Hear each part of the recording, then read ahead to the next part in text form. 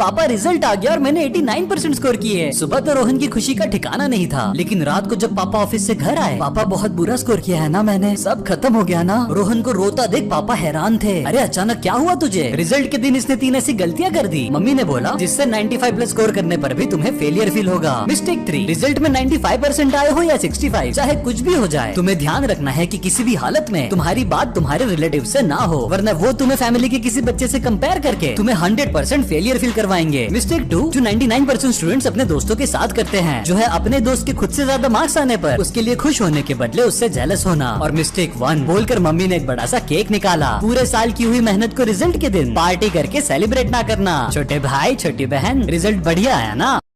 Exam के ठीक 2 दिन पहले रात के 12 बजे किशोर ने परेशान होकर बोला, ओह नो, रात हो गई और इतना सारा रिवीजन भी बाकी है, सिर्फ 2 दिनों में तो ये बिल्कुल भी खत्म नहीं होगा। और पास बैठे उसके पापा ने बोला, बस इतनी सी बात, जब दिन कम पड़ जाए ना बेटा तो रात को भी मेहनत में जोड़ दो, मैं भी तेरे साथ जगूंगा, तू पढ़ाई कर और मुंह पे ठंडा पानी मार। जब किशोर फिर से पढ़ने बैठा, आधे घंटे में ही उसकी आंखों पे नींद ने घेरा बनाया। सोना नहीं है बेटा, रिविजन खत्म करो, उसके पापा ने जगाया। पर किशोर के पापा की लाख कोशिशों के बाद भी मुझसे नहीं हो पाएगा पापा बोलकर जब किशोर खराटे लेने लगा, उसके पापा फुल वॉल्यूम में कुछ देखने लगे और उसकी आवाज से उठ, रात के 2 बज रहे पापा, सोने दो बेटा, ये लोकी करके कुछ सीरीज है, अच्छा लग रहा है। लोकी, ये तो मुझे कब से देखना था। और पूरे 40 मिनट वेब सीरीज देखने के बाद किशोर के पापा ने उससे फोन छीन कर बोला, क्यों गायब हो गई ना नींद? ये झूठ है जो हर स्टूडेंट खुद से बोलता है कि मुझसे बिना सोए पढ़ाई नहीं हो पाएगी। एग्जाम के लिए सही माइंडसेट रख कि अगर मैं इतनी रातें जागकर फालतू वेब सीरीज खत्म कर सकता हूँ, तो आज मेरे बोर्ड्स के लिए बिना सोए मैं रिविजन भी खत्म कर लूंगा।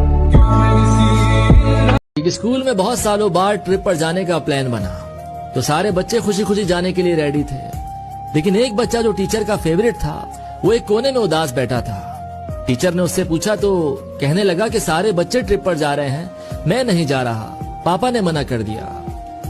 अब वो टीचर का फेवरेट बच्चा था, हमेशा से क्लास में फर्स्ट आया करता था। कैसा बाप है, और क्या चाहिए इसे? तो टीचर बोला, तुम फिक्र ना करो, मैं रात को तुम्हारे घर आता हूँ और बात करता हूँ पापा से तुम्हारे। अब टीचर रात को फुल एक्टिव होकर पहुंचा कि आया हूँ तो इसके बाप को मनाकर ही वापस जाऊंगा।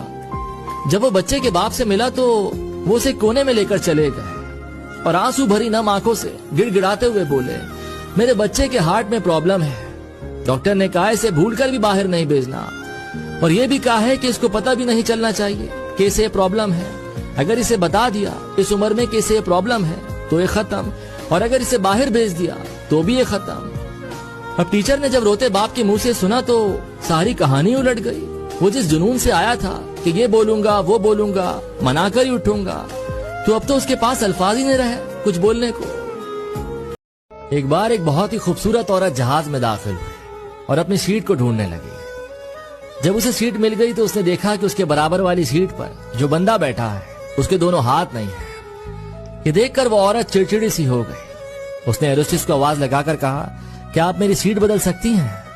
एरोस्टिस ने वजह पूछी तो औरत बोली, मेरे साथ वाली सीट पर ये शख्स बैठा है, इसके दोनों हाथ नहीं हैं, मैं ऐसे लोगों को बिल्कुल पसंद नहीं करती, तो इसीलिए आप मेरी सीट बदल दें। ये देखकर एरोस्टिस थोड़ा सा चौंक गई। उसने जहाज में चारों तरफ नजर घुमाकर देखा, लेकिन कोई सीट खाली नहीं थी। तो वो औरत से बोली, इकोनॉमी क्लास में कोई सीट खाली नहीं है, लेकिन हमारे पैसेंजर्स का ख्याल रखना हमारा फर्ज है, इसीलिए आप थोड़ा इंतजार कीजिए, मैं कैप्टन से बात करके आती हूँ। पूरा जहाज ये सब देख रहा था। थोड़ी देर बाद एरोस्टिस आई और बोली, पूरे जहाज में सिर्फ फर्स्ट क्लास में एक सीट खाली है। मैंने अपनी टीम को पूरी बात बताई और तारीख में पहली दफा ऐसा होने जा रहा है कि इकोनॉमी क्लास की टिकट पर कोई फर्स्ट क्लास में सफर करने जा रहा है। ये सुनकर औरत बहुत खुश हो गई।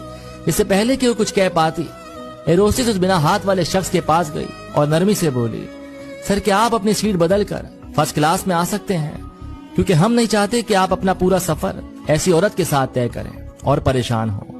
ये देखकर सारा जहाज तालियों से गूंज उठा और खुश होकर सबने इस लम्हे को वेलकम करा, लेकिन वो औरत शर्म से पानी पानी